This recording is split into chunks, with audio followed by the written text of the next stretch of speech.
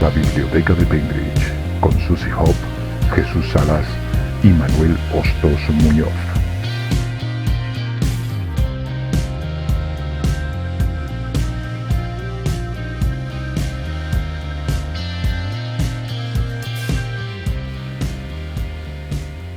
Hasta el último segundo, el diario de Mandy, Brahma Bacilundia, Tierra de Unicornios, El corazón del Minotauro, El bastardo de Jericó, Toda una vida para amarnos, ya disponibles en Amazon Kindle.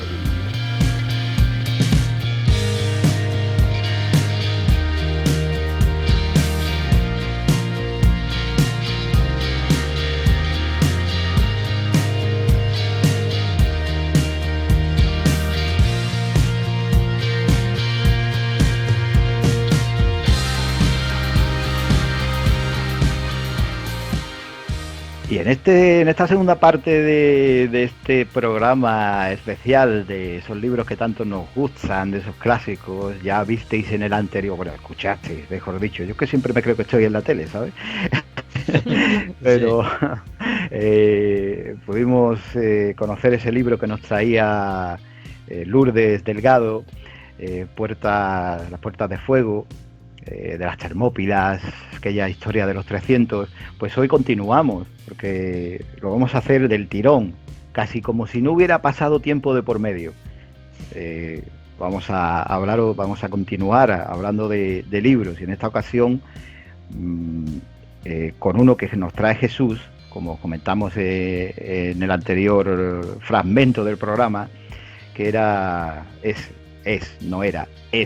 El nombre de la rosa, de Umberto Eco, que nos vamos a profundizar mucho en él, y La vuelta al mundo en 80 días, de Julio Verne. También vamos a contar algunas curiosidades de Julio Verne, así que vamos a empezar ya.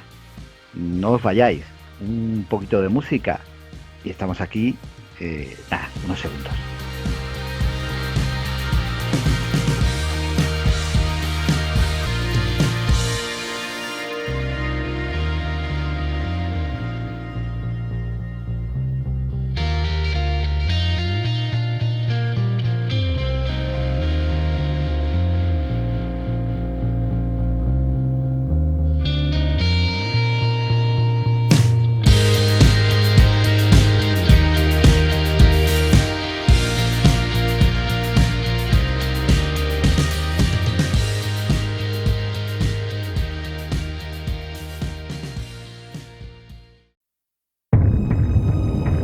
La Biblioteca de Bainbridge, con Susie Hop, Jesús Salas y Manuel Hostos Muñoz.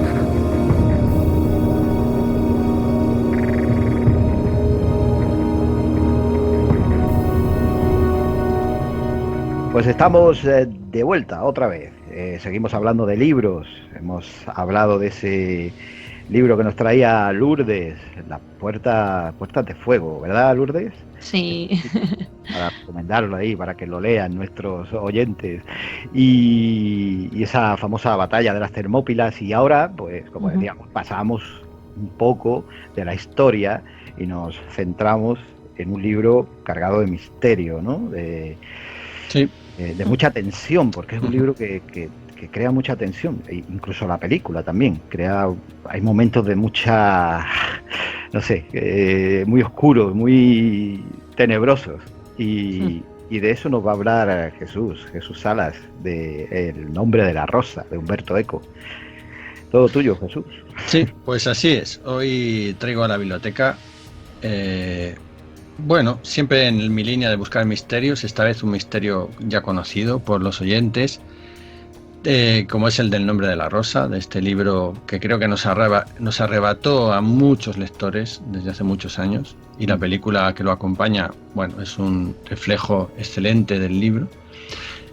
Quiero puntualizar que estamos hablando de libros, famosos, y que bueno, es muy posible que podamos hacer algún pequeño spoiler.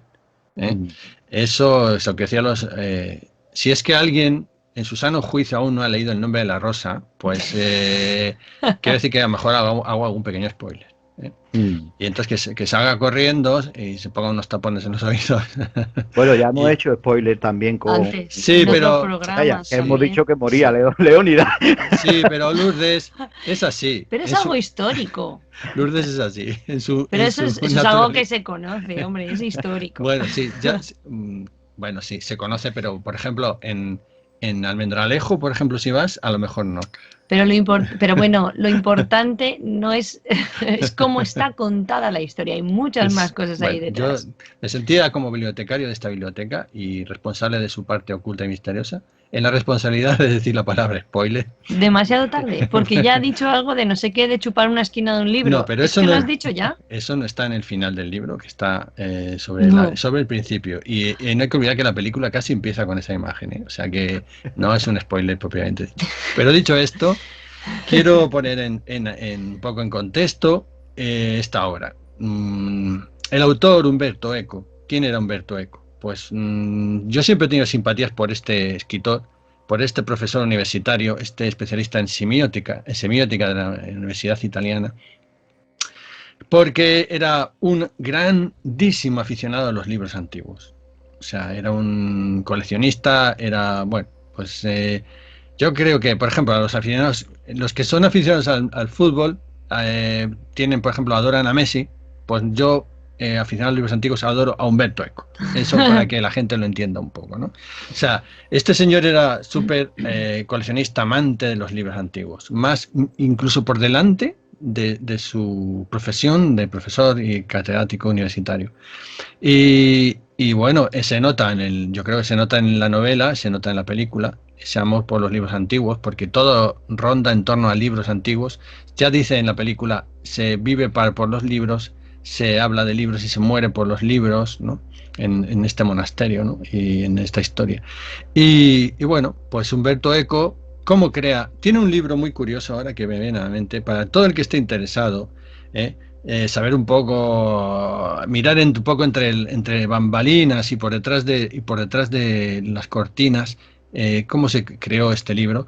Hay un libro que escribió Umberto Eco que se llama Apostillas al nombre de la rosa, en el año 85 publicó este libro, donde él explica un poco todo, ¿no? Cómo se construye el libro, cómo aquí y allá, un poco. Bueno, si a alguien le interesa, pues en este librito puede encontrar muchas cosas interesantes, ¿no? Sobre cómo se hizo el libro.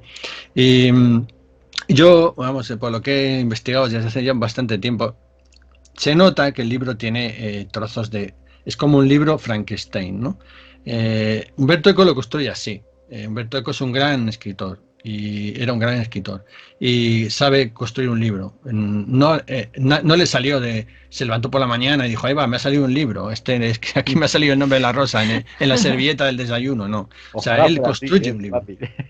Sí, pero es que además es un ejemplo para todos los que a veces nos hablan, ¿verdad, Manuel y Lourdes, que nos hablan y nos dicen, es que no tengo inspiración, ¿qué escribo? No, a veces hay que tener una idea, vale, pero a veces luego hay que construir la idea.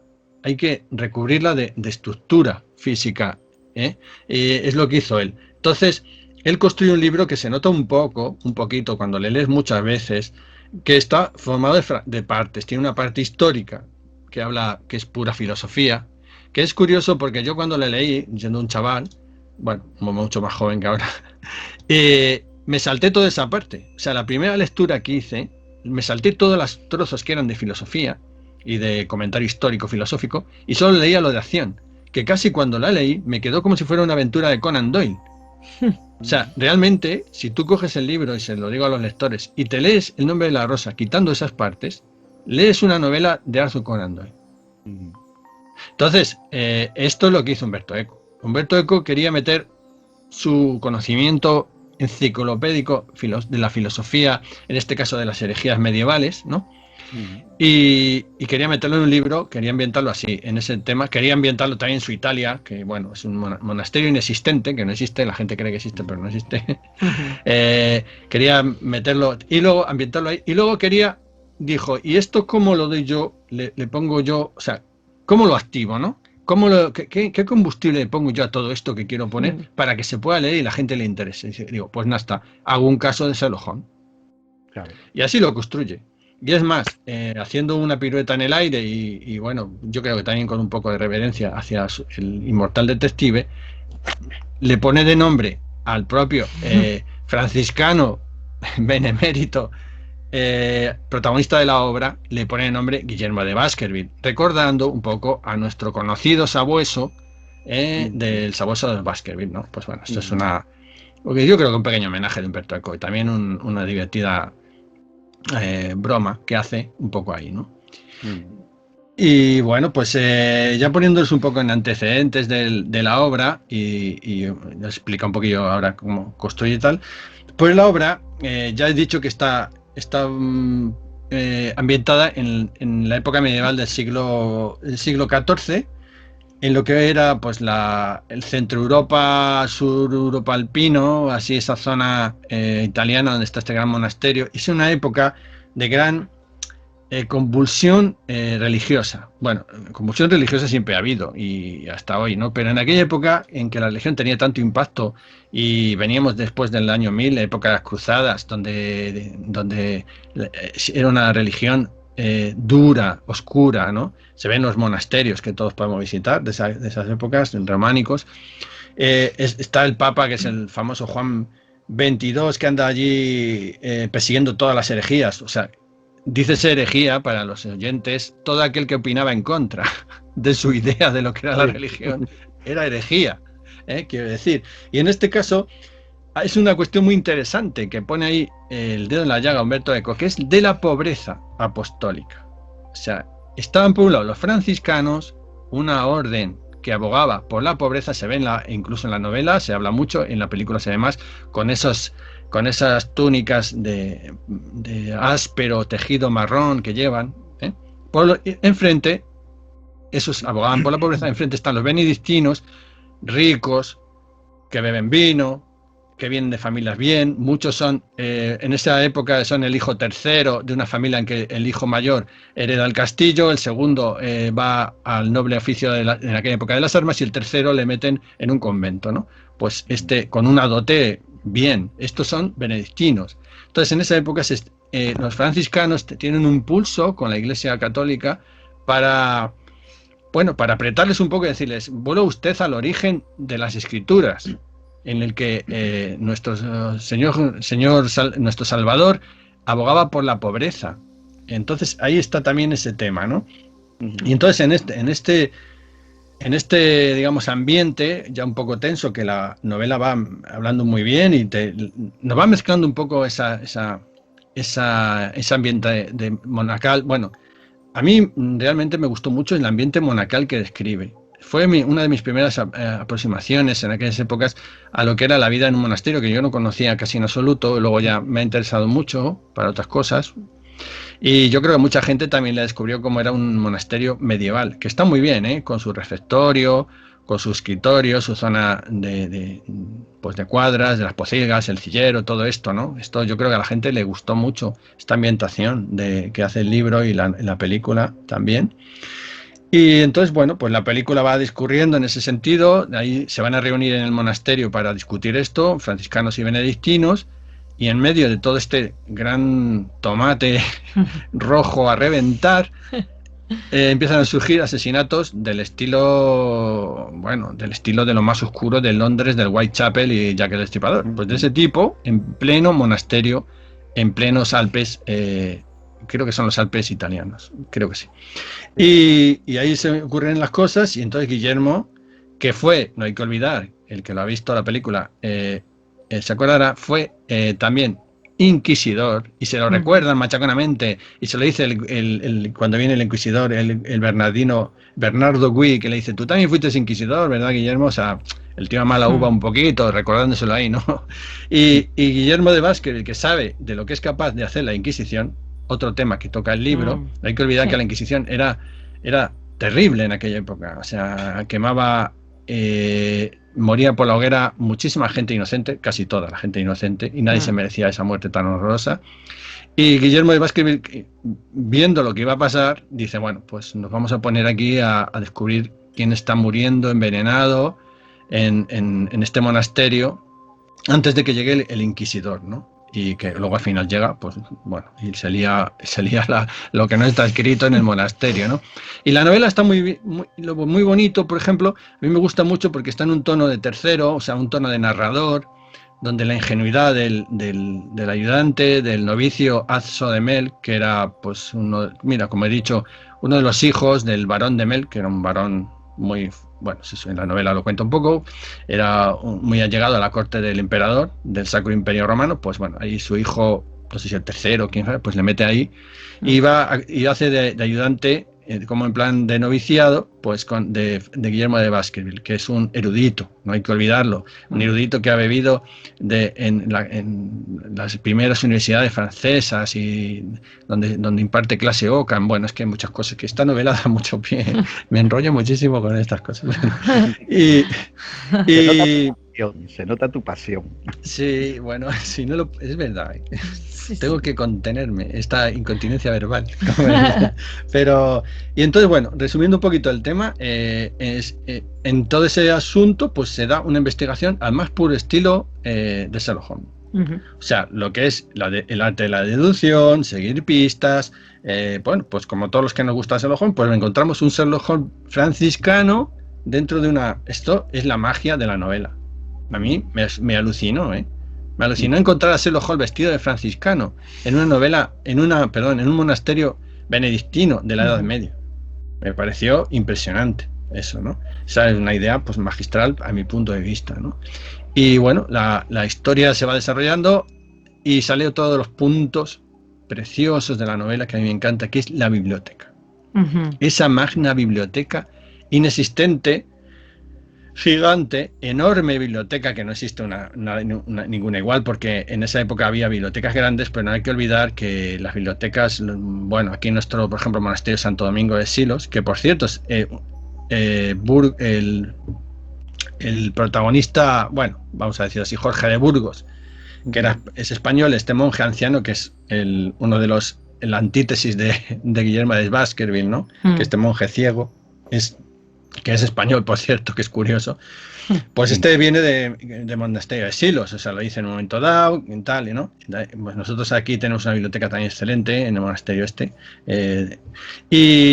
y bueno, pues pero como esta gran biblioteca no lo hay. Ahí ya yo creo que a Umberto Eco se le fue la pinza, se le fue la vena de aficionado a los libros, y hizo la biblioteca que a él le gustaría que existiese. O sea, yo creo que eso ya es como la biblioteca que te gusta a ti de Terry Pratchett, Manuel, esas bibliotecas mágicas, ¿no? Pues esto es lo mismo, Y bueno, y esta biblioteca empiezan a salir libros que va diciendo, ahí se ve la erudición de Umberto Eco en su conocimiento de los libros antiguos, ¿no? Y porque, bueno, durante la obra Guillermo de Baskerville se hace eco. Incluso yo creo que ahí le sale el alma del escritor, se hace eco del escritor, y por su voz realmente no es Guillermo de Baskerville el que habla, es Umberto Eco el que dice los nombres de los libros, se asombra de esto, del otro, de Aristóteles, de yo qué sé, de Eurípides, y hasta que sale el famoso libro, que es el libro que creo que es el segundo, no sé, bueno, me va a perdonar los oyentes, es el libro, uno de los libros de la poética de Aristóteles. Sí. Que se sabe que existió y no existe, y que Jorge de Burgos, bueno, bien sabía, por eso le protege, es el tratado que habla de la risa. Algo que para este viejo y venerable, y un poco ya carca, monje español, le parecía lo más horroroso que se puede dar en un monje, que es reírse. Entonces, le dice Guillermo que, bueno, la risa es una cosa natural en los seres humanos, y Jorge le dice que bueno, los monos se ríen y los hombres no. Bueno, eso es una lucha dialéctica muy buena, que en la película también se ve, está muy bien, con palabras en latín, bueno, ahí. Y esa es la base un poco de esto. Luego ya lo del libro envenenado y tal, pues no lo quiero ya tampoco contar tanto, pero... Spoiler. Pero, aquí estamos ya territorios. Sí, pero bueno, ya sale un poco que eso es, digamos, la venganza de este señor para evitar que los monjes lean el libro este que realmente existe, que está en la biblioteca, ¿no? En fin. Y yo creo que más o menos ahí hemos hecho un repaso muy rapidísimo, porque es un libro que tiene muchísimas cosas, tiene parte de filosofía, de herejías, es el de la herejía de los espirituales que llamaban, que eran unas sectas heréticas medievales. Bueno, estamos en una época muy convulsa medieval, donde se juntan muchas cosas, todas terribles, ¿eh? Mira, yo a veces pienso, me gustaría viajar al pasado, sí, pero realmente a esta época no. A esta no, tampoco la de los dinosaurios, ¿eh? Ya por decir algo y quitar un poco por elegir. por quitar un poco de hierro a lo que estoy contando, ¿no? Y bueno, pues así más o menos creo que he puesto en escena la obra. Pues sí, yo creo que has hecho un desglose muy completo, dado el tiempo que tenemos, como siempre, pero yo creo que queda perfectamente definido lo que podemos encontrar dentro de ese libro de Humberto Eco. ¿Qué te puedo decir? Yo también es uno de mis libros favoritos. A ver, Sí. yo tengo ahí mi ejemplar, cuidado como oro en paño y bueno, lo he leído ya un par de veces y la película ya no te digo ni cuántas veces la he podido ver, pero sí. creo que me faltan dedos de las manos para contarlo, ¿sabes? Yo también fue una de mis primeras novelas también, así cuando empecé ya a leer ya un poquito más avanzado, ¿no? Pues sí que fue esta, El nombre de la rosa, y me encantó. Recuerdo que me gustó muchísimo y fue, pues siempre la tenía, ¿no? Ahí, pues a mano, cerca, porque me gusta tener los libros que me gustan, me gusta tenerlos en un espacio especial en la biblioteca, ¿no? Para tenerles ahí. Que se vean. Sí. Que se note su presencia ahí. Claro, sí, te acompañan un poco, ¿no? Esas historias que están ahí ocultas, pero tú sabes que están ahí. Pues, Sí. pues así es. Yo quería comentar algunas anécdotas sobre la película en sí. Ah, muy bien. Sí. Que ya sabéis que yo soy el hombre de las anécdotas sobre las películas, ¿no? Siempre me gusta indagar un poco sobre qué hay detrás de los rodajes, ¿no? Y sobre todo cuando son películas tan buenas, ¿no? Que basadas en un libro tan bueno, como es el caso de este que nos comenta Jesús. Y no sé si sabíais que Jean-Jacques Annaud, el último actor que se le pasó por la mente para protagonizar a Guillermo de Baskerville, Sean Connery.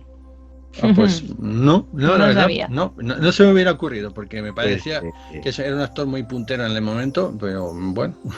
Voy a dar una lista de nombres que seguro que tanto a ti como a Lourdes como a nuestros oyentes les va a sonar muchísimo esta lista de nombres.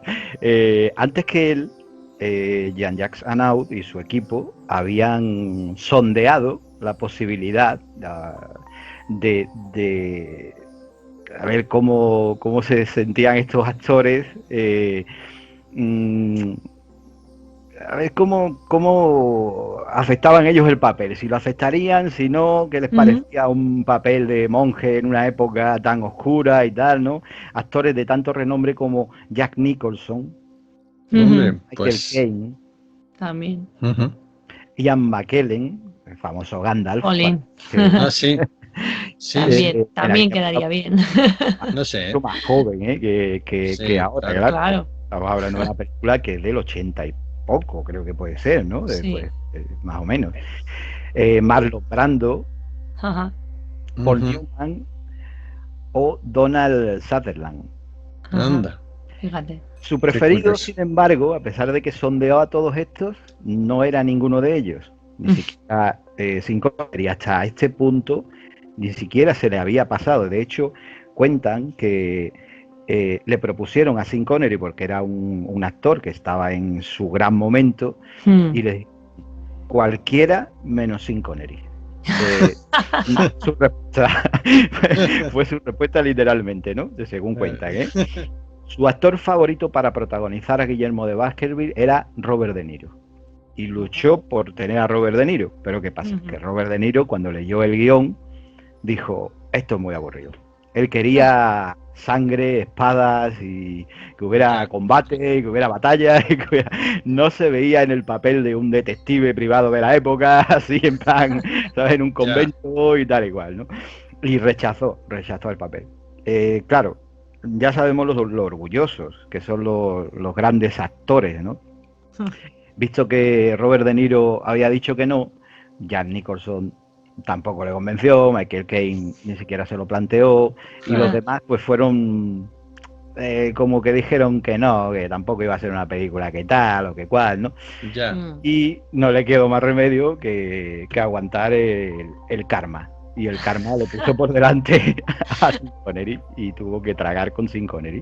Al final fue una apuesta, yo creo que más que acertada. Sí. Así que esa es una de las anécdotas que tenemos ahí, ¿no? Sobre El nombre de la rosa. Luego hay otra anécdota que, bueno, no sé si recordáis al inolvidable Salvatore. Sí, claro. Sí, el de Penitentiate. Deforme, así y tal, ¿no? Sí. En realidad, digamos que Jean-Jacques Annaud no quería darle esa forma al actor, digamos, esa forma física, así como deformado y tal, ¿no? Jorobado y tal, ¿no? Pero el grupo bueno, digamos que su grupo de gente de la que se rodeaba y le trabajaba en el guión y todo el tema, pues le dijo que quizás fuera una idea muy buena de que aparecieran al menos uno o dos monjes, mientras más feos, palabras textuales según citan, mientras más feos, mejor. Sí. Oye, pues entonces, lo bordó, ¿eh?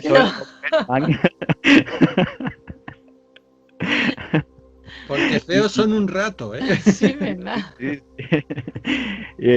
Claro, se supone, a ver, hay una cosa no escrita, ¿no? No es oficial, pero también se presuponía que en la época los monjes, muchos de ellos acababan ahí también, quizás porque no eran muy agraciados, ¿sabes? Familia se deshacía de ellos, los llevaban allí a una abadía o lo que fuera, los abandonaban y tal y cual, ¿no? Por hambre también y algunos de ellos porque eran muy feos. Hombre, es que el bibliotecario me está acordando, es que era feo. Era feo. Yo creo que se le abandonó su padre allí y dijo, mira, aquí te quedas, que nos estás quitando las ganas de vivir, hombre. Pero es que, de verdad, ¿eh? Porque mira, el abad estaba normal, tenía un tipo gordito y tal, pero el resto, madre mía, sí.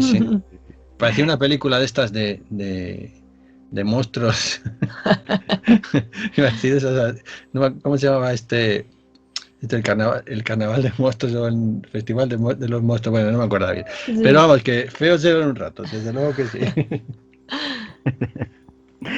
Bueno, pues el caso es que no sentó muy bien entre los paisanos de Jean-Jacques Annaud, porque él lo que quería era mostrar un poco como le recordaba a él la historia de su propio pueblo, de Darvale.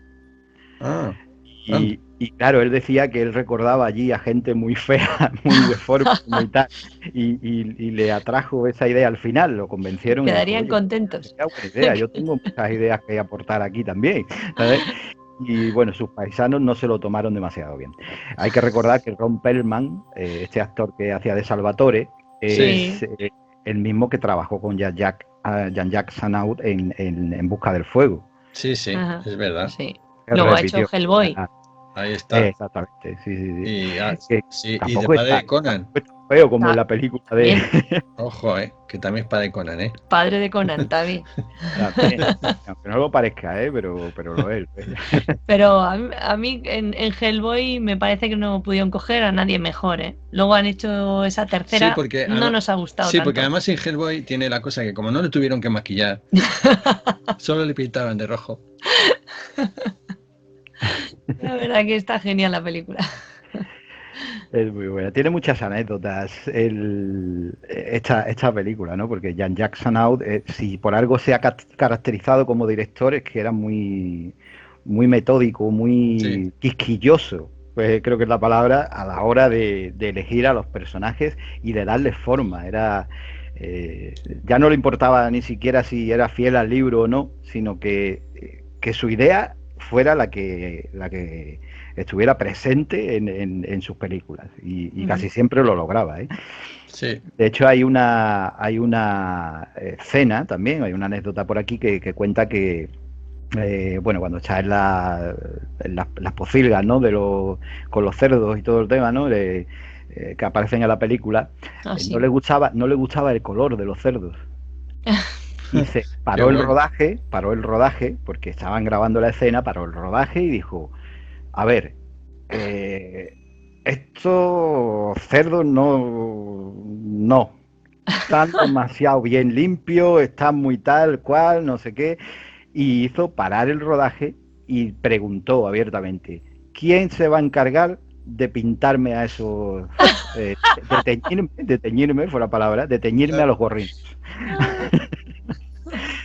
Era muy meticuloso. Yo creo que es un director que tiene una parte de genio también, porque muy, muy diferente a todo lo que vemos, a los Spielberg, a los George Lucas, no sé, es muy diferente. Y eso le caracteriza y caracteriza a todas sus películas, desde luego. Sí, sí. Pues bueno, pues hay muchas más, pero nos podríamos tirar aquí una hora hablando de esas curiosidades detrás de la película, pero... Yo he traído ahora tres pequeñas frases, bueno, son mini fragmentos que creo que nos van muy bien, porque como bibliotecario, y espero ya que casi emérito de esta biblioteca de Cambridge, pues quiero enlazarlo un poquito con esta famosa biblioteca del nombre de la rosa.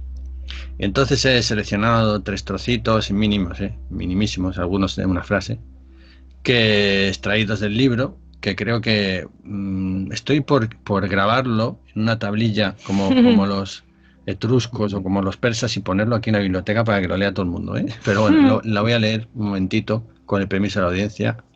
Y de una dice: la biblioteca se defiende sola, insondable como la verdad que en ella habita, engañosa como la mentira que custodia. Y otro trocito que dice: el libro es una criatura frágil, se desgasta con el tiempo, teme a los roedores, resiste mal la intemperie y sufre cuando cae en manos inexpertas. Por lo tanto, el bibliotecario los defiende, no solo de los hombres, sino también de la naturaleza, y consagra su vida contra las fuerzas del olvido, que es enemigo de la verdad. Mira, ahí este lema nos vale a nosotros para los cazadores de libros, ¿eh? Sí. Que genial. Y ya para terminar, y un trocito muy bonito también del libro, que dice: solo el bibliotecario, además de saber, está autorizado a moverse por el laberinto de los libros. Solo él sabe dónde encontrarlos y dónde guardarlos. Solo él es responsable de su conservación.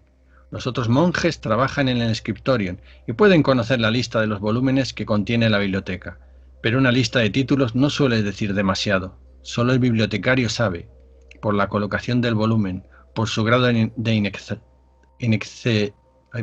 inaccesibilidad, qué tipo de secretos, verdades o de mentiras encierra cada libro. Y en fin, y perdón por lo de inaccesibilidad, es que se me ha atragantado aquí a la altura de la nuez, ¿eh? Pero bueno. Te perdonamos. Sí. Bueno, y estos 3 trocitos creo yo que ponen un colofón muy bonito para esta maravillosa obra. Hay otra anécdota que, mira, la acabo de descubrir y mira, Sí, la voy a contar, porque me ha llamado mucho la atención. Y está relacionada con otro de los actores que después acabó siendo, pues, un buen actor, bastante reconocido, como Christian Slater, lo recordamos, que hacía de Axo de Melk. Sí, de Axo de Melk. Claro, él tenía 16 años cuando se rodó la película. Qué joven, sí. Claro, ¿qué pasa? Cuando le pusieron cuando hicieron el casting, él ya había leído el guión, que iba a haber una escena sexual con esta campesina anónima que aparece allí en el convento para robar un par de gallinas o tal, ¿no? Sí. Y era Valentina Vargas. Pues bueno, en el casting, por lo visto estuvo presente Christian Slater. Y cuando terminó el casting de la chica en cuestión, de las diferentes chicas que se presentaron, a los pocos días la madre de Christian Slater llamó a Jean-Jacques Annaud y le dijo que por favor contratase a aquella moza que tanto le había fascinado a su retoño. El chico no era tonto, ¿sabes? A ver, y dijo, ¿cuál es la mejor de todas? Pues... Sí, vamos, sí. Los demás serían todos feos, pero sí. las campesinas estaban de muy buen ver. Esto era un mundo medieval un tanto raro, ¿eh? Ya ves. Las campesinas eran modelos y los monjes eran horrorosos. Oye, no sabía, Pues, qué curioso. Sí, qué gracia. Hombre, él dijo aquí, a ver, yo voy a hacer el papel que menos que opinar, ¿no? Claro, oye, ya que yo creo que pienso, ya que hay que comerse el pollo, por lo menos que esté bueno. Bueno, pues vamos a escuchar un poquito de música Bien. y volvemos ya con nuestro último corte, con ese último libro, con la vuelta al mundo en 80 días y nada, un minutito, menos de un minuto y estamos de vuelta. Muy bien.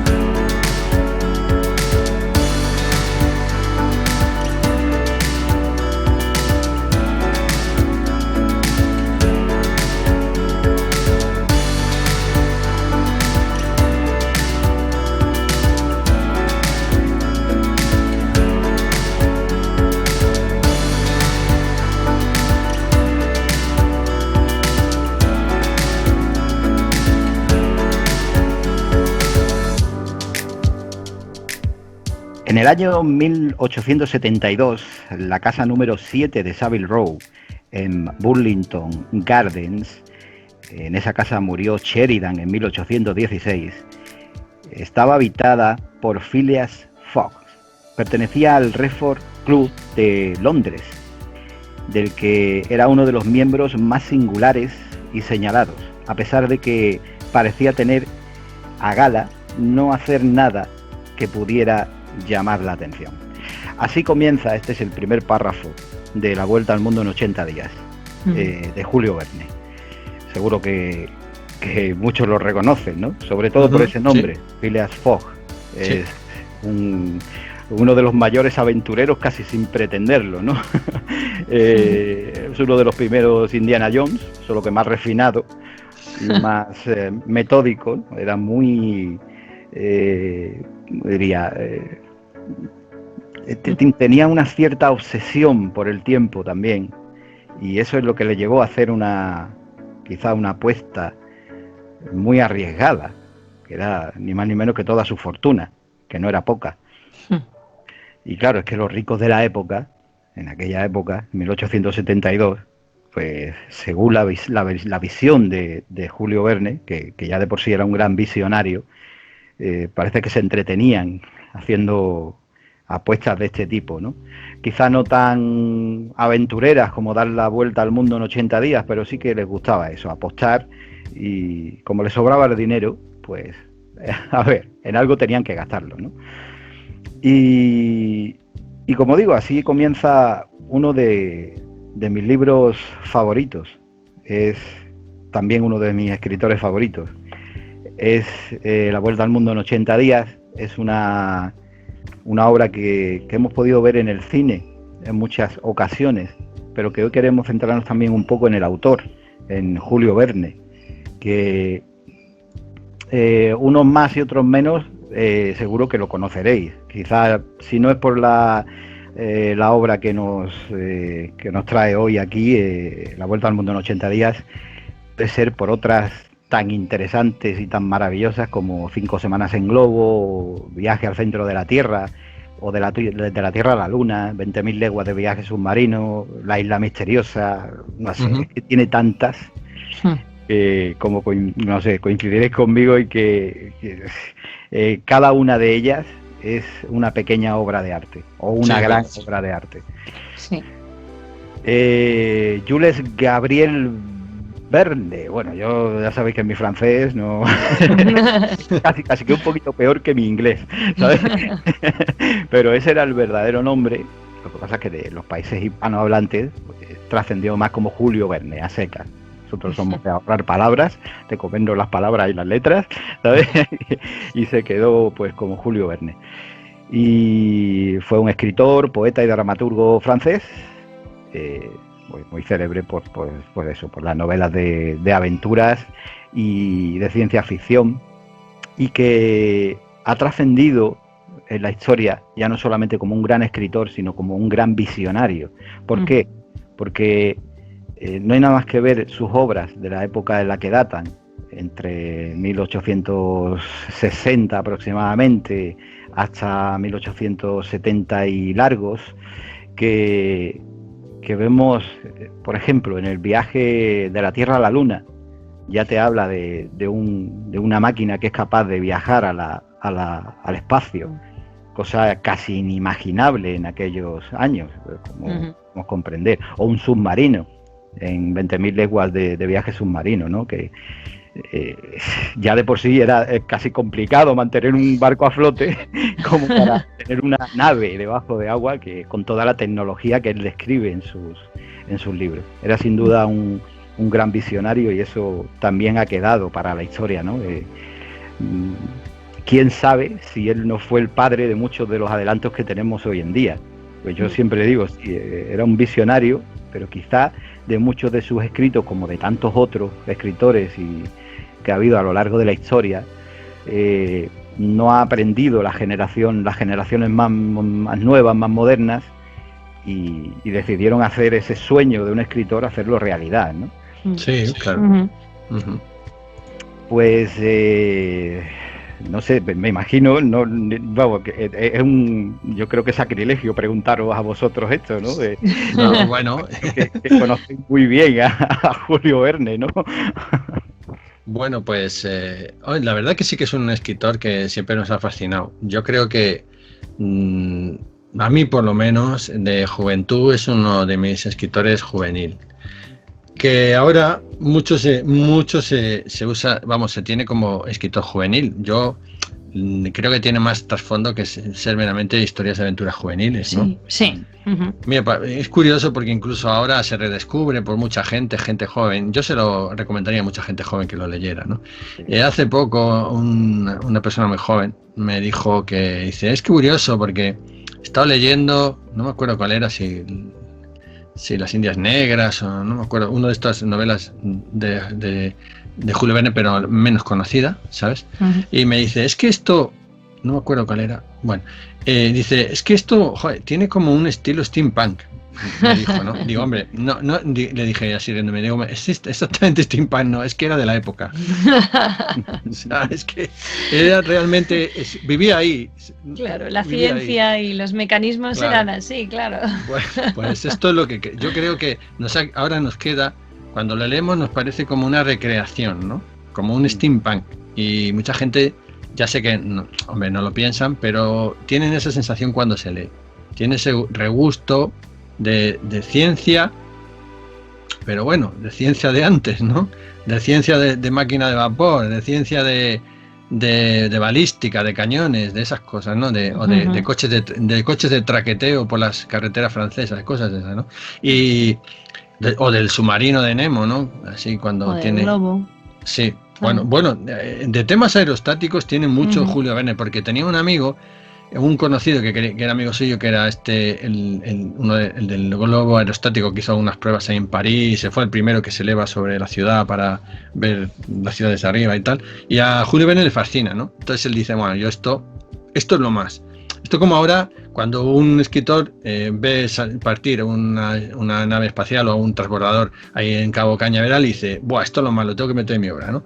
Pues esto le pasa a Julio Verne. Él se quedó flipado y dice, y lo saca 20 veces, porque lo saca en varias de sus novelas, en El viaje en globo, etcétera.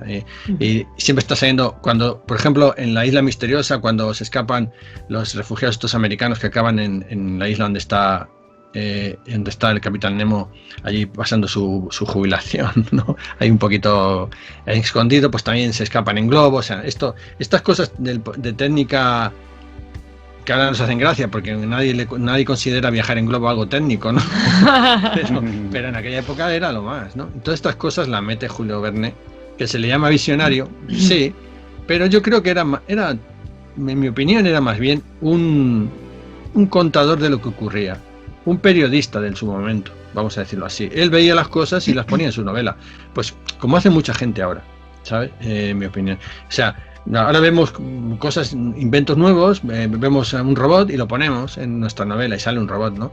Bueno, pues... Sí, pero yo creo que él lo que hacía era... yo creo que le interesaba tanto el mundo científico, ese mundo científico decimonónico, ¿no? Que claro, estaba fascinado por él y pienso que estaba al tanto de todas las teorías y de todo lo que estaba surgiendo en esa época, ¿no? Entonces se adelantó un poco a su tiempo también, porque evidentemente lo de los viajes a la Luna y alrededor, ¿no? de la Tierra y demás, pero seguramente que había pues gente, científicos que estaban estudiando, ¿no? Todo ese movimiento de, pues bueno, todas las posibilidades que hay existentes en la ciencia. Y, sí lo había, sí. Bueno, es un poco adelantado a su tiempo. Es una época de revolución un poco industrial, de muchos inventos y de muchas ansias por conocerla. Empieza a despuntar la electricidad y eso les fascina a todos. Claro. Les alucina un montón, ¿no? Entonces, claro, Julio Verne, pues sí. Lo que pasa es que la gente no sabe. Julio Verne, ya hilando un poco con el tema, Julio Verne tenía una visión de esto negativa. Sí. O sea, pesimista, era un pesimista de tomo el lomo, o sea, un poco cenizo. O sea, sería ahora el típico amigo cenizo que te dice, buah, pero todo va a ir a mal, buah, pero ya verás, el mundo, buah, va a haber un apocalipsis. O sea, era el típico, ¿eh? O sea, y su editor Hessel le decía, esto no se escribe así. O sea, ya metí a escuchar ahí Hessel, el editor, y le decía, no, a mí no me pongas tú aquí esto, porque aquí la juventud francesa, pues lo que quiere es, aquí Francia lo que necesitamos es una juventud alegre, que Francia va a ser la pera y no necesitamos aquí venga nadie a meternos estas cosas, ¿no? Entonces, bueno, él, el pobre, pues no, pero él sí hubiera podido, porque ya lo hizo en su primera novela, en aquella novela que hablaba sobre París, que Hessel no se la publica. París en el siglo XX. Exactamente, que Hessel no se la publica. Fue su primera novela. Con esa novela debajo del brazo llegó allí a la editorial. Y dijo, esto no te lo publico yo, hombre. ¿Qué te va a publicar yo esto si sale todo? Bueno, ahí ponía un futuro. Sí. Un futuro que se te caía el alma a los pies. Un escenario posapocalíptico, ¿no? O sea, dice, bueno, esto va a ser mucha técnica, pero ya veréis cómo va. Entonces él le dijo, no, esto tiene que ser más alegre. Entonces, bueno, sus novelas, un poco empujado por su editor, pues ponía todo un poquito más alegre, pero tenía ese toque un poco pesimista, ¿eh? Él no lo podía evitar. Sí, incluso Hetzel quitó pues suicidios, cosas así, muy, muy complejas de llevar a una novela de ese corte juvenil que le querían dar. Sí, no, porque es que Hetzel estaba emperrado con la educación de los jóvenes franceses. Sí. Tenía un empeño ahí, entonces pues él quería que las obras de Verne, claro. No obstante, también hay que recordar que Julio Verne no tuvo una vida fácil hasta, digamos, que sus orígenes, ¿no? En Nantes, en Francia, donde nace, ¿no? Un 8 de febrero de 1828, que ya ha llovido, desde entonces. Sí, pasa tiempo. Bueno, dicen, según los biógrafos, ha habido muchos biógrafos que han contado diferentes partes de su vida, según han ido indagando, y cuentan que, fue de una familia numerosa, que vinculada a la jurisprudencia. Hay que recordar que su abuelo fue consejero del notario de Luis XV y presidente del Colegio de Abogados de Nantes. A ver, que ya era una cierta personalidad, pero por cosas del destino, no sé por qué, pero acabaron pasando hambre. Y claro, su infancia no fue fácil. De hecho, os comentaba antes en off un poco esa carta que os voy a leer. Sí. Él envió a su madre, y que me ha resultado muy curiosa porque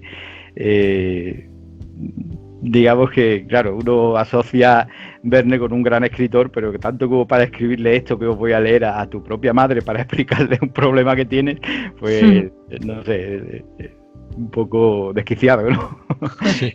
Sí. Bueno, es como os he comentado, es una persona que, bueno, una familia que pasó hambre y aquello le provocó pues ciertas crisis nerviosas que llegaron a paralizarle incluso la cara y tenía muchos problemas musculares e intestinales.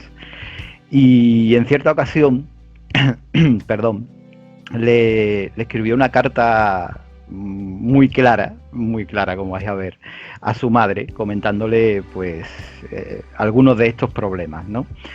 Y dice así, es probable que estés enterada, mi querida madre, de que existe un hiato que separa a ambas posaderas y no es sino el remate del intestino. Ahora bien, en mi caso el recto pasa de una impaciencia de una impaciencia muy natural, tiene tendencia a salirse y por consiguiente a no detener tan herméticamente como sería deseable su gratísimo contenido. Grandes inconvenientes para un joven cuya intención es alternar en sociedad y no en suciedad. Porque, por decirlo de una vez, el culo no se me cierra bien. Bastante explícito, un poco escatológico quizás, pero... Sí, pero vamos. Supuestamente le escribía Julio Verne a su madre para contarle aquellos problemas, ¿no? ¿Qué le contestó la madre? Pues no sé, hasta ahí no sabe. Pero, pues hombre, yo creo que le contestaría, no te preocupes, hijo, ponte la bufanda. Como hacen las madres que contestan siempre dos cosas a la vez. Madre mía. Bueno, pues sin duda fue un gran escritor. No tuvo una vida fácil al principio, evidentemente. Aquella época, pues bueno, era una época de muchos problemas económicos para su familia, pero siempre fue un apasionado por el estudio de la tecnología de su época también. Quizá aquello es lo que le lleva a escribir sobre esas máquinas tan extrañas, ¿no? En su tiempo, ¿no? Tan poco dadas a ser reales, porque claro, es como he dicho antes, es prácticamente imposible que alguien se planteara sumergir algo debajo de agua con esa tecnología, ¿no? Y que pudiera viajar por debajo de agua y ya, tal, ¿no? Sí. Ya era bastante complicado el tema de los buzos, que no había respiración asistida prácticamente debajo de agua, no aguantaban tanto y allí ellos se pasean como, bueno, pueden estar horas debajo de agua, andando por allí por el fondo marino y tal y cual, ¿no? Es sin duda, no sé, es extraño, ¿no? Sí, claro, queda raro, parece un poco lunar. Es como si nosotros inventáramos algo ahora, no sé, yo creo que es que la humanidad hemos ido evolucionando de tal manera que siempre, creo que nos pasa a los escritores mucho, que solemos escribir sobre lo que ya conocemos, pero muy poco. Quizás Julio Verne era un especialista en esto. Son tan visionarios como para escribir algo que no existe. Sí, hombre, todas las películas ahora pues espaciales, ¿no? De viajes del espacio y todas estas cosas, pues es lo que también se dice. En la película Odisea 2001 se ven tablets, o sea, tabletas para poder manejarlas con el dedo cuando no existía, prácticamente el ordenador eran aquellas pantallas antiguas en color verde, ¿no? Entonces hay gente visionaria que luego pues realmente al paso de los años ves que ese objeto es real y es lo maravilloso, ¿no? De esas mentes. Y antes de profundizar un poquito más en ese libro que decíamos al principio, en La Vuelta al Mundo en 80 días, pues pues bueno, vamos a hablar un poquito más de Verne, y es que tuvo una época más oscura también, ya cuando escribió sus obras un poco más oscuras, que fue tras la muerte de Hetzel y de su madre en 1887, y que aquello le transformó un poco, le hundió un poco. Él era un escritor que, bueno, pues, digamos que a su madre, que fue el último familiar que quedó, la tenía como una musa, ¿no? También, ¿no? Y aquello le marcó de tal manera que ya fue un poco su declive, también como escritor, ¿no? Y bueno, siendo su declive, sus obras en aquella época también han trascendido, que no quiere decir que fueran malas ni nada de eso, pero sí que cambió mucho el registro. Vemos El faro del fin del mundo, La invasión del mar, fueron sus últimas novelas.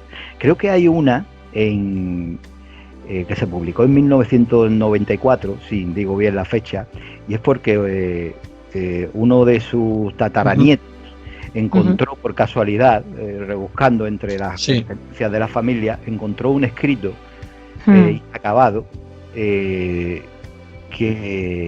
bueno, pues le llamó la atención y lo puso en manos de editores y todo el tema, ¿no? Y bueno, con ese nombre ya iba a vender solo, ¿sabes? Así que le dieron la oportunidad y salió ese libro, que ahora no recuerdo porque eso lo leí hace ya unos cuantos años. No he llegado a leer el libro porque a mí me pasa como con Tolkien. Los libros de Tolkien son muy buenos, pero cuando te pones a leer los libros de Tolkien, que eran incompletos y que están saliendo actualmente y que están retocados por tantos editores que intentan mantener un poco su narrativa y tal, se nota que no es él. Y eso me pasa cuando son manuscritos de un escritor inacabados, cuando ya empiezan a meterle cosas que no salen de su pluma, como que se nota demasiado, ¿sabes?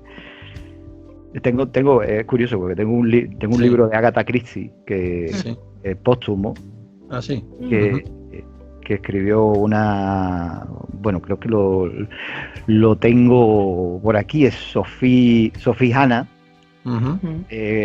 Encontró varios escritos incompletos de Agatha Christie y los puso a su manera, y reconoces inmediatamente que no los ha escrito ella.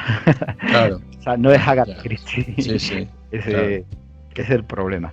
Pero bueno, a ver, lo que os comentaba, siendo de Julio Verne, es recomendable por lo menos descubrirlo. Yo tengo pendiente la lectura de este libro y a lo largo de lo que queda del programa voy a intentar buscarlo y os voy a decir ese título. Igual vosotros lo veis. Es el que yo creo que hemos dicho, París en el siglo XX. ¿Qué es este libro? Es ese, que fue publicado en el 94. Sí. O sea, que es relativamente reciente. Yo sabía el año. Como tú lo has contado, sí. Exactamente así. Y nada, y te puedo asegurar que es un libro que nosotros encontramos casi de casualidad.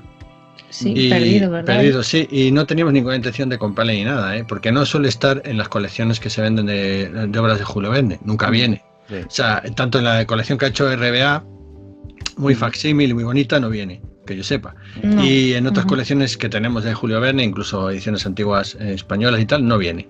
Y un día rebuscando en un montón de estos libros, pues de segunda mano, pues lo encontramos. Y dijimos, ¿y este? No sabíamos, la verdad que no sabíamos muy bien de este libro, no le conocíamos. Y nada, le cogimos y dijimos, anda, pero mira qué libro más curioso de Julio Verne, ¿no? Y bueno, por eso tenemos que en una edición distinta. Claro, es como más moderno. Moderno, sí. Es una edición más moderna, sí. Es un libro muy raro de Julio Verne, raro. Sí, ya te puedo decir, sí. Poco creo que puede ser un poco parecido a otro que tengo yo por aquí, que es El viaje maldito. No sé si lo conocéis. No. El viaje maldito. No sé si el viaje maldito por Inglaterra y Escocia. No, ese no lo tenemos. No lo tenemos. Es que tiene muchos libros, Julio Verne, tiene una bibliografía. Es uno de los libros ya en la época, digamos que oscura, de Julio Verne. y lo tengo ahora mismo en las manos porque lo guardo con mucho cariño. Pues es un libro muy difícil de encontrar. Pues guárdalo bien, sí. Sí, es un libro muy difícil de encontrar y lo tengo ahora mismo en las manos, como os digo, y trata de un viajero que se embarca en un viaje hacia Inglaterra y a Escocia desde Francia. Y unos sucesos que comienzan a ocurrir en el barco en el que viaja y bueno, pues te va contando, es como una especie de, más que un libro de aventuras, es como querer meterte un poco de lleno en la sociedad inglesa de la época. Quizá puede ser un poco también parecido al que comentábamos ahora mismo, el de París, ¿no? Sí, pues puedo leeros un poquito la sinopsis del de París en el siglo XX, porque es que es impresionante, ¿no? La visión que tenía este hombre, ¿no? Porque dice que refleja la amarga experiencia del protagonista, Michael, en una sociedad masificada, hipertecnificada y estatista, donde los números han vencido a las letras, el latín y el griego han sido borrados de los programas educativos y los árboles se sacrifican para hacer pasta de papel. O sea, a ver a qué nos suena esto. Porque parece que lo ha hecho ayer. Bueno, porque tonto no era, ¿eh? O sea que es una pasada, ¿no? La visión de este hombre, y teniendo en cuenta que fue la primera novela que realmente escribió, que Hetzel se la rechazó y entonces ya la dejó en un cajón y no la volvió a tocar. Por eso la saca su tataranieto, que tú has comentado muy bien. La encuentra ahí y dice, anda, y esta novela y mira tú por dónde.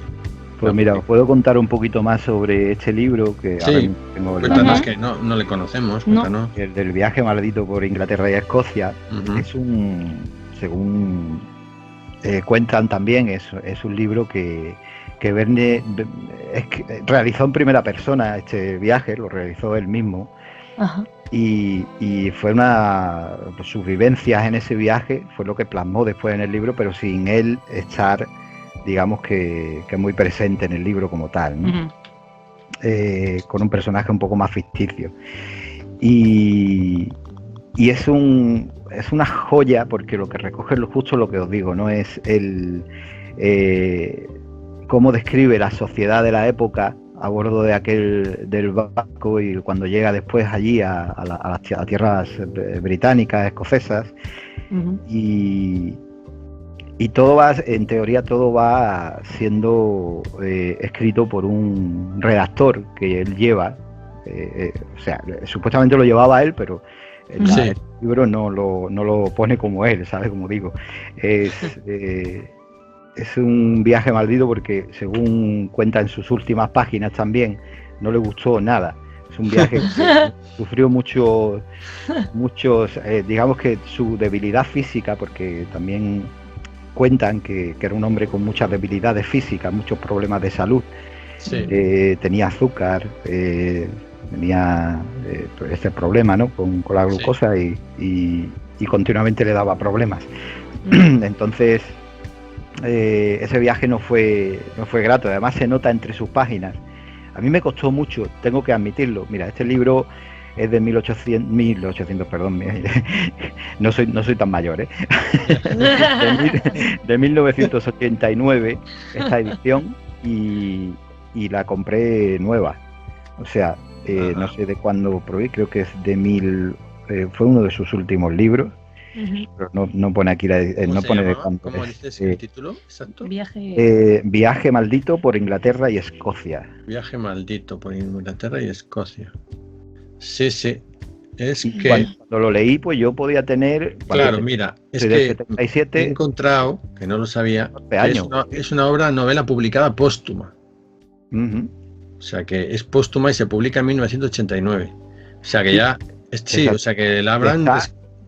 Y está, ya te digo, está basada en un relato de él mismo. O sea, que él escribió, supuestamente, en teoría hay que creer que llevaba un redactor con él en ese viaje, y iba tomando nota de todo, ¿no? que él le iba diciendo que tomara nota, ¿no? Y todas esas notas y todo esto, pues está aquí incluido.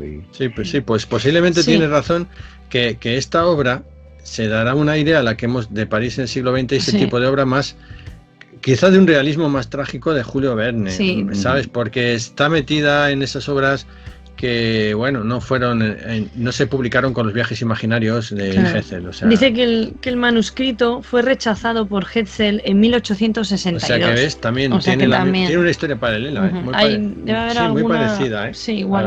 al otro libro, sí. Tienes Ujú. razón, pues mira, no Yo conocíamos esto. yo sinceramente creo, y esto es una opinión personal, que quizás estos dos libros fueron rechazados, tanto este del viaje maldito como el de París y tal, pues quizás porque ya aquí, de hecho se nota, en este por lo menos se nota, el otro no lo he leído, que aquí era un poco delirante. Creo que ya eran los últimos pasos de Julio Verne en la literatura. Y se le notaba quizás los delirios ya de esa oscuridad que llevaba dentro ya. Y claro, yo creo que ese lo que no quería era convertir a uno de sus mejores escritores en que cayera en algo tan banal, ¿no? Como Claro, siempre es que crítica, ¿sabes? claro, es que muchas veces los editores te marcan las pautas, ¿no? Que tienes que seguir. Y yo creo que ahí Hetzel tenía muy claro lo que quería de Julio Verne. Claro, es que hay que tener en cuenta que también Hetzel era, vamos a ver, en comparación a Julio Verne, era como un coloso. O sea, Hetzel era el gran editor francés. Entonces Hetzel había editado a Victor Hugo, había publicado obras de todos los grandes. Entonces Julio Verne era una mosca para Hetzel. O sea, vamos, él le pareció bien tener este escritor porque quería crear una colección que era los viajes... ¿Cómo se llama? Los viajes extraordinarios. Quería crear una colección que se llamaba Los viajes extraordinarios. Entonces Julio Verne le encajaba muy bien porque era un escritor con suficiente conocimiento e imaginación para hacer una serie de libros con avances técnicos y con aventura para jóvenes franceses. Entonces le venía ideal. Pero vamos, no era el gran escritor como puede ser un Dumas o como un Víctor Hugo, ya digo, que escribe ya unas obras que, bueno, ya elige lo que él quiere. No. Vamos a hablar que era un currito de Hetzel. Que luego, claro, se fue haciendo más famoso y ya dejó de serlo tanto y llegó a ser un amigo suyo, ¿no? Pero bueno, que vamos, discutían los contratos, ¿eh? O sea, que la gente no crea que no. O sea, Julio Verne iba de vez en cuando iba y le decía, a ver, Hetzel, llorando allí, ¿qué pasa? Aquí me tienes que pagar más, que esto es una miseria. ¿Sabes? Entonces él discutía y le hizo 5 o 6 contratos en su vida y siempre Julio Verne siempre estaba ahí llorando porque iba a su casa y le decía a su mujer, a Julio Verne, vete a decir a Hetzel que no nos llega, que mira lo que comen los niños. Entonces Julio Verne iba allí y decía, mira que es que mi mujer, pues verás, es que me ha dicho que claro, ya como estás vendiendo 1 millón de libros y me pagas una mierda. Y haces unas ediciones de lujo. Claro, que valen una pasta. Sí, porque es que además Hetzel era un roñoso. Porque es que Hetzel decía, no, si pierdo dinero, le decía, esto está documentado, le decía, no, si es que yo pierdo dinero, porque yo es que esto lo hago por la juventud francesa, si es que, ¿no ves qué ediciones hago?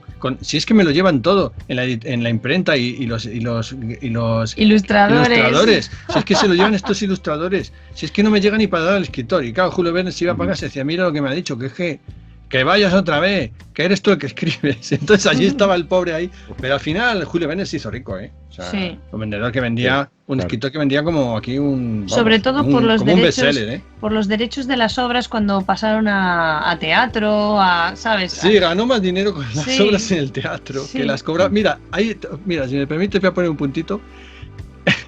Ahí Julio Verne, en el teatro era indie.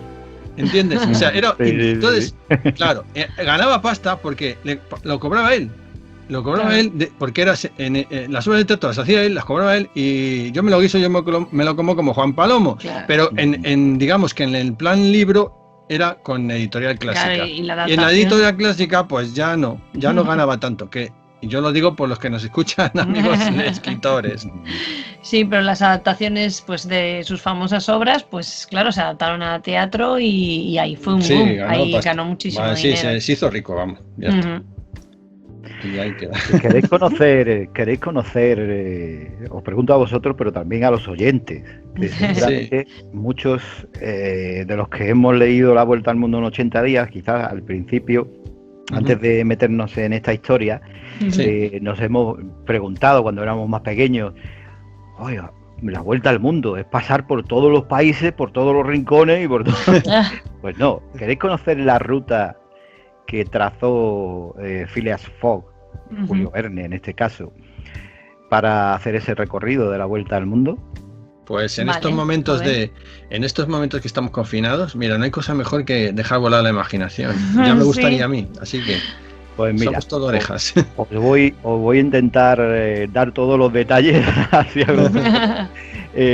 mira, parte de Londres en ferrocarril hasta parte de Italia, o sea, llega a Italia. En Italia coge un buque que le lleva hasta Suez, en el cual, de Londres a Suez tardó 7 días. Luego, en barco de vapor, llegó hasta Bombay, en el cual estuvo 13 días. Y luego a Calcuta, en ferrocarril, una parte de ella en ferrocarril. Y es que estoy intentando seguir la línea. Sí. El elefante, dentro de la India, un breve recorrido breve, de 3 días aproximadamente, en elefante, atravesando la selva, hasta que llega a coger otro en Calcuta, coge otro barco de vapor, en el que está otros 13 días hasta llegar a Hong Kong. En Hong Kong hace una breve parada y de nuevo sigue en barco de vapor hasta Yokohama, en Japón. En Japón, después de 6 días, que dura el trayecto desde Hong Kong hasta Yokohama, mira que hoy en día ese trayecto lo podríamos hacer en cuestión de horas. Pues, claro. Días, que quizás sea uno de esos, de lo que vemos en lo que leemos en la novela y lo que vemos en las películas y en las series, ¿no? De La Vuelta al Mundo en 80 días, que para acelerar el ritmo, tuvo que quemar parte del barco, porque no había viento, ni las máquinas se averiaron, y para que el barco tuviera un poco más de empuje, pues tuvieron que quemar parte de la cubierta y todo el tema, ¿no? Porque no tenían carbón suficiente como para hacer que empujara solamente de esa forma, ¿no? De Yokohama, quizá aquí tenemos el trayecto más largo realizado, quizá puede ser aquí donde está la quema del barco. Puede ser. Llega hasta a San Francisco, en el cual pues se tira aproximadamente unos 22-23 días. Y luego, atravesando Estados Unidos en ferrocarril, llega a una parte donde el tren no puede continuar porque llega a tierras heladas del centro de Estados Unidos. Por lo que veo aquí puede ser por allí, por donde se basa mi libro, y no que quiera hacer publicidad, pero puede ser por allí, por lo que veo en la situación en el mapa. Al atravesar esta cordillera y tal, pues tiene que hacerlo en trineo. Y tarda 7 días. Luego llega a Nueva York, pasa la montaña, puede coger otro tren, el ferrocarril, viaja otros 7 días hasta llegar a Nueva York, y otro vapor con el que llega a Londres tras 9 días de trayecto. Aquellos sumaban 81 días. Claro. Pero claro, como sabemos, vamos a hacer un poco de spoiler, avisado. Sí. Spoiler. Spoiler, por si alguien ya no lo ha visto, no lo ha leído. Phileas Fogg no muere, spoiler. Como había estado viajando, ¿cómo era esta teoría de viajar con el sol y todo el tema, no había ido cambiando las horas. Sí. Claro, esto del jet lag, pues Exacto. se les ocurrió en ese momento, todavía no había jet lag. Claro, pues resulta que no eran 81, eran 80 días. Lo que pasa es que él no había cambiado en ningún momento los relojes, tan meticuloso que era con el tiempo, Claro. Phileas Fogg. Pues en el último momento, cuando llegan a casa, allí, Passport, que es el rigodón, Sí. su verdadero nombre en la novela, Pasaporte, se da cuenta de que los relojes están atrasados con respecto a los suyos, y se Claro. lo dice el señor Fogg. Claro. Entonces, cuando cae en esa teoría de que, claro, es que hemos estado viajando de tal Hacia el forma que no nos hemos adecuado a los horarios de cada país, ni nada de esto, Sí. ni pasar por Sí, el sí. meridiano, ni tal ni cual, ¿no? Sí. Y finalmente llega justo minutos antes, consigue llegar al Reform Club de Londres para ganar la apuesta, cuando ya si todos Ahí está. hablaban allí que lo habían arruinado. Hombre, pues, tiene ese toquecillo, ese punto bonito de sorpresa que está bien, Claro. ¿no? Porque ahí Y de teoría Claro, científica, claro. ahí tiene ese Está puntillo. La verdad que es una novela adorable, a mí me encanta, es una novela Mm. súper bonita, ¿eh? Que por cierto, ahora que te oí decir a ti del Passepartout que en España, que somos así, qué cachondos somos, de todas formas, le llamamos picaporte.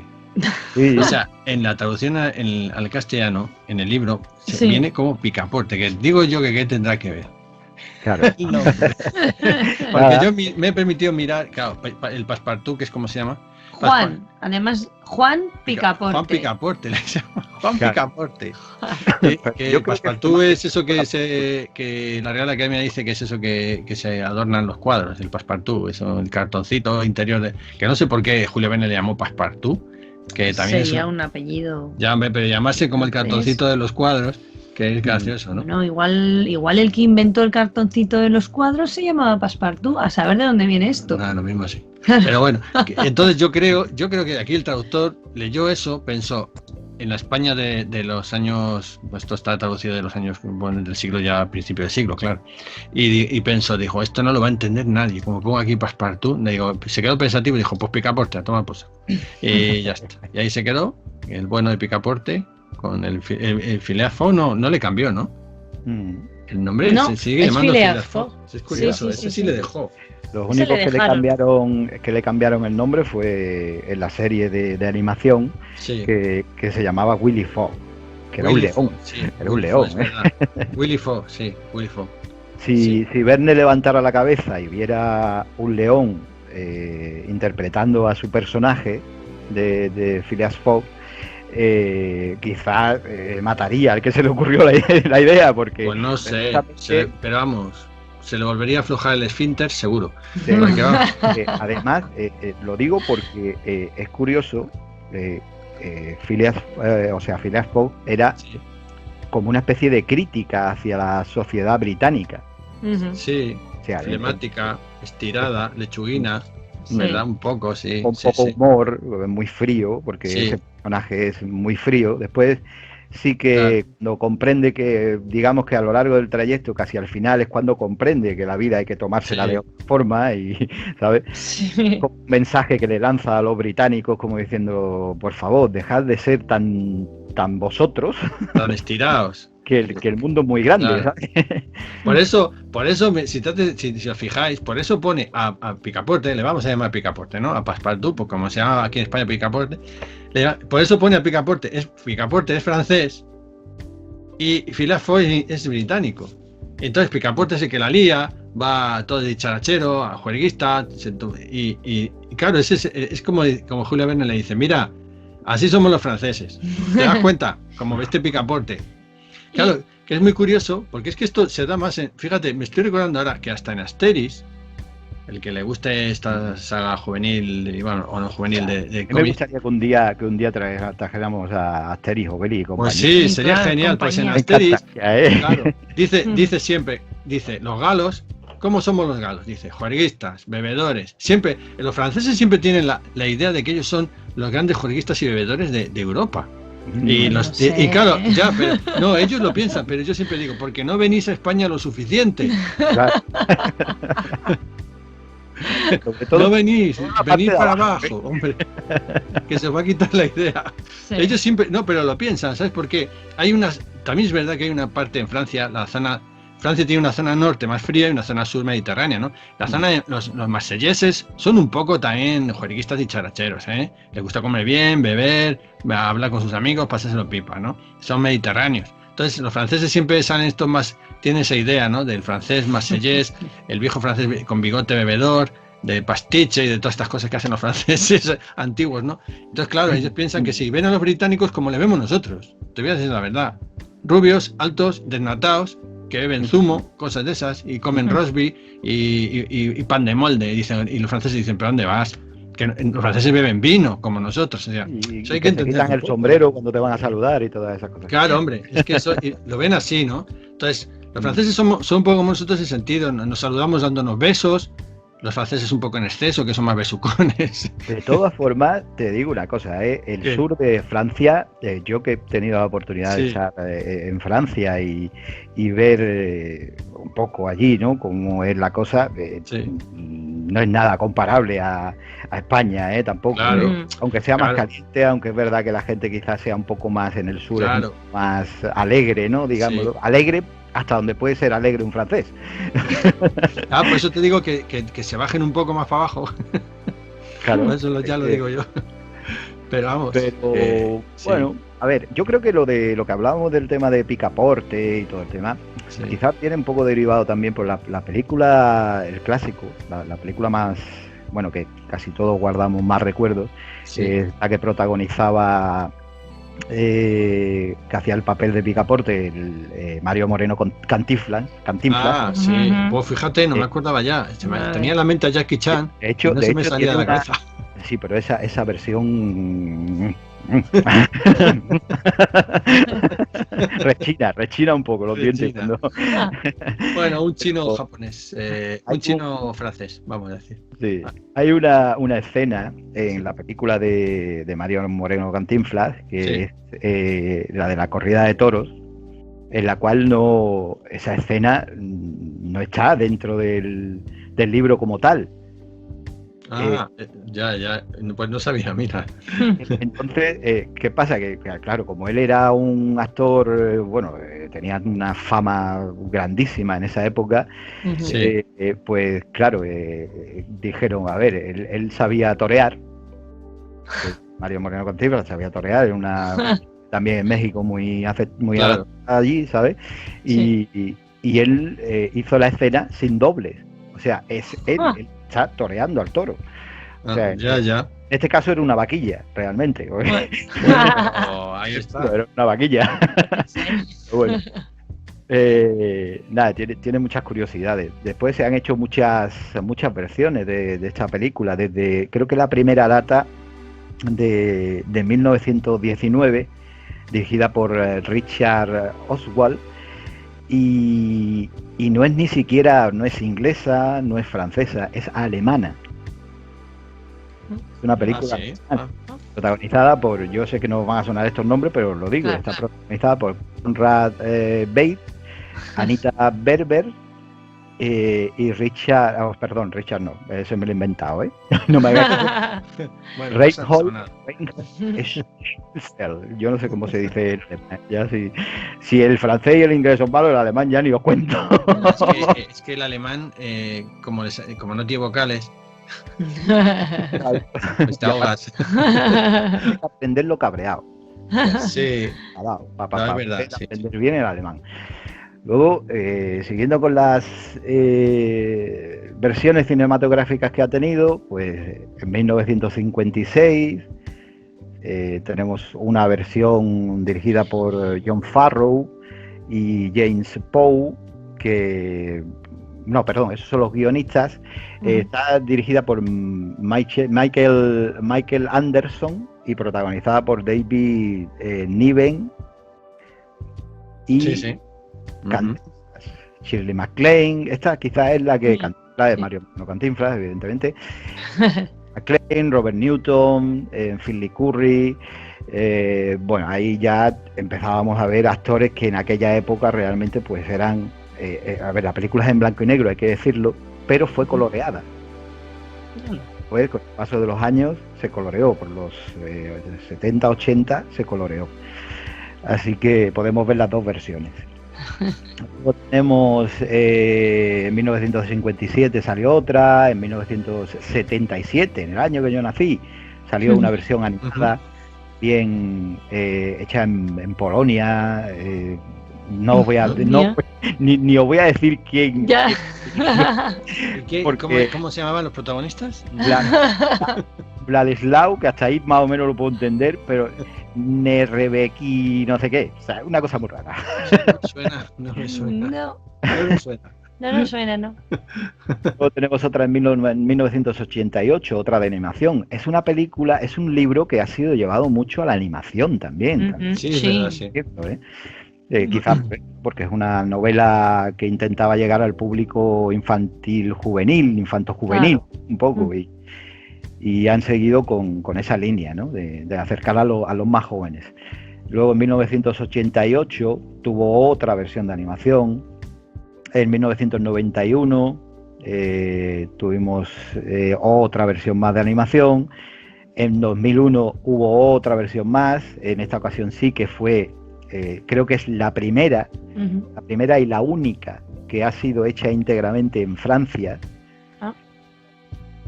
Y bueno, ya llegamos a la época dorada de nuestro cine, 2004, que es la que mencionaba Jesús hace un momento con Jackie Chan. Sí, Jackie Chan. Sí, es verdad. Que bueno, fue una producción de Walt Disney, ya sabemos cómo es Disney. Lo extraño es que no cambiara Phileas Fogg por Margarita Fox.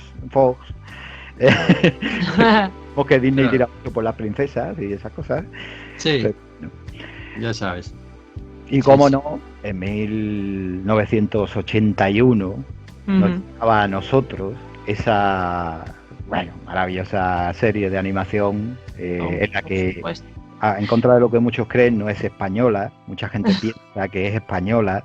No es española La Vuelta al Mundo de Willy Fogg. Es una colaboración de Televisión Española. Tiene, digamos que sus guionistas son más asiáticos, son japoneses. De hecho, la productora son BRB, que me trajo, BRB Internacional y Nippon Animations.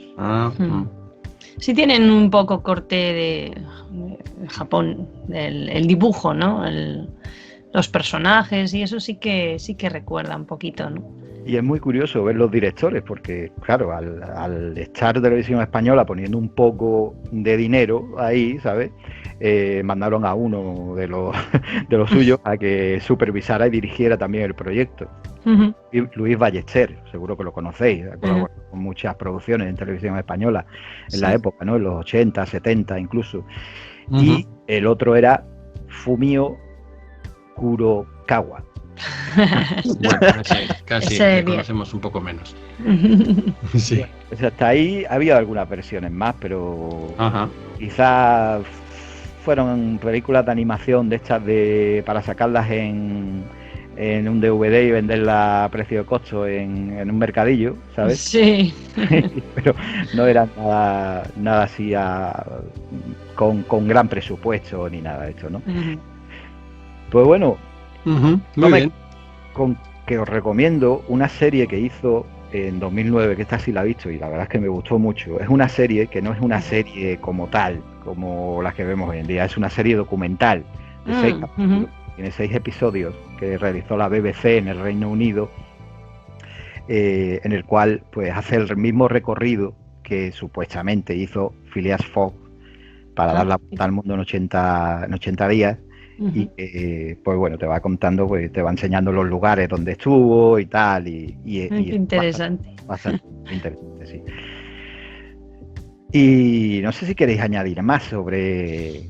Pues bueno, habría mucho que hablar porque es un personaje fascinante. El libro es una pasada, es muy entretenido, las películas como tú bien has contado, y el escritor, pues hombre, da mucho de sí, ¿no? Pero bueno, creo que como un acercamiento para que la gente vaya corriendo a su librería y busque ese libro de Julio Verne que tiene seguro y le vuelva a leer, pues está muy bien. Incentivamos un poco a que la gente vuelva a leer lo que se escribió en antaño, que también hay cosas interesantes, ¿verdad? Sí. Como este libro de la hay muchos libros por descubrir.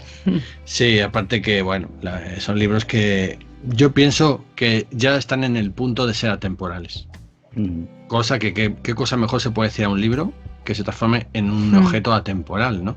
Porque no todos los libros envejecen igual de bien, ya lo sabes tú, Manuel.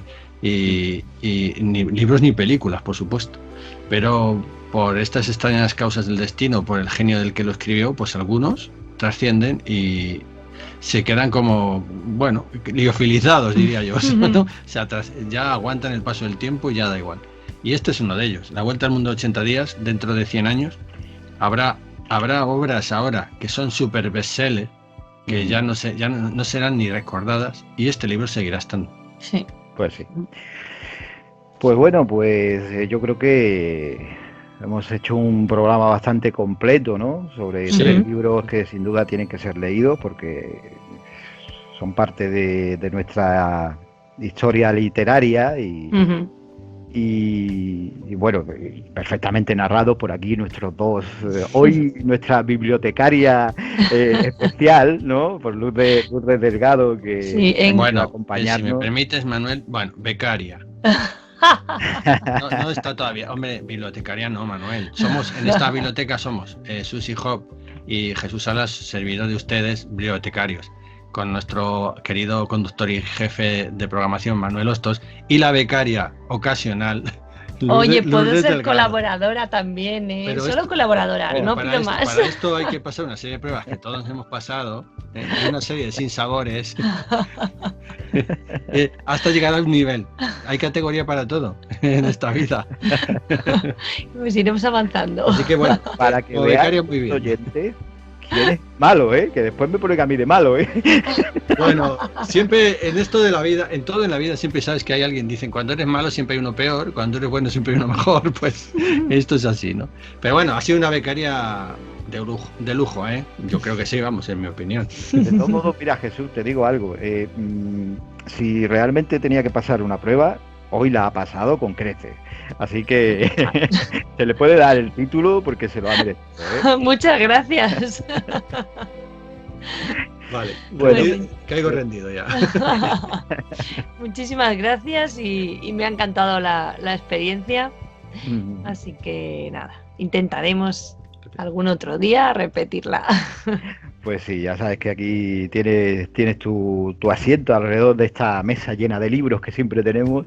No te hemos presentado a Jack porque con los nuevos es un poco como que le gusta él probar primero el cuchillo, ¿sabes? Vaya por Dios. Hemos tenido que encerrar en el cuarto oscuro porque ahora cualquiera lo saca. Yo le digo, Jesús, es cosa tuya, Bueno, vamos a dejarle otro poco más, se le ve un poco desatinado. Está un poco como en plan, un poco extraviado el pobre hoy. Perdido, yo creo que porque no oye la voz de Susi, pues ya sabes tú que le calma mucho. Claro, sí. Así que le vamos a dejar un poquito más, que tampoco pasa nada, ¿sí? Que está bien alimentado, no ves que lucido está. No le va a hacer falta comer hoy. Menos mal. A ver si Jack se nos va a poner a escribir romántica ahora también, que ya lo que nos hacía falta. Pues hombre, nunca hay que decir de este agua no me veré, porque arrieros somos y en el caminito nos encontraremos. Ya ves. Y nada, pues nada, oye, y nada, un beso para Susi, que ya que la he mencionado, que la echamos de menos.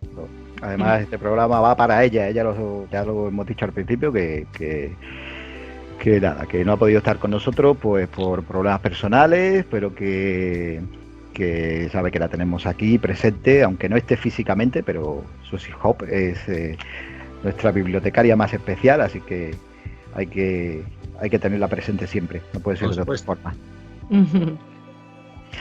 Bueno, pues hasta aquí llegamos en este tercer programa, que bueno, que ya lo hemos hablado en off y lo vamos a hacer, lo hemos hecho en 2 partes y lo vamos a colgar en 2 partes porque se nos va el santo al cielo cuando nos ponemos a hablar de libros tan buenos como los que hemos traído hoy y claro, pues queremos que lo disfrutéis, pero quizás casi 3 horas de programa pues va a ser mucho para que estéis ahí pegados, ¿no? Aunque siempre existe el pause, ¿no?, que se le puede dar, pero lo vais a tener colgado en dos programas, así nos disfrutáis por doble, así que lo podéis escuchar cuando queráis y de la forma que queráis.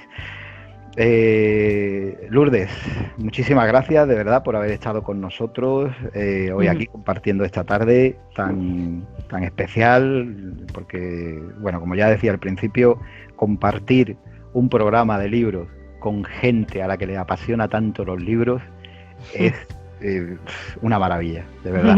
Muchas gracias. Ha sido un placer para mí también estar aquí. Pues nada, ya sabes que te esperamos, cuando tengas un hueco, ya sabes que te puedes venir con nosotros a contarnos sobre tus lecturas y esos libros maravillosos que tenéis Jesús y tú ahí en vuestra maravillosa biblioteca. Y Jesús, ¿qué te diga a ti? Pues hombre, casi ya nos sobran hasta las palabras, ¿verdad? Porque, hombre, ya llevamos una trayectoria, ya hay un camino seguido aquí y un sufrimiento en esta biblioteca. Esta biblioteca herrumbrosa por momentos y luminosa por otros, ¿no? Pero en fin, que la amistad trasciende las ondas de la radio, Eso es lo que yo pienso.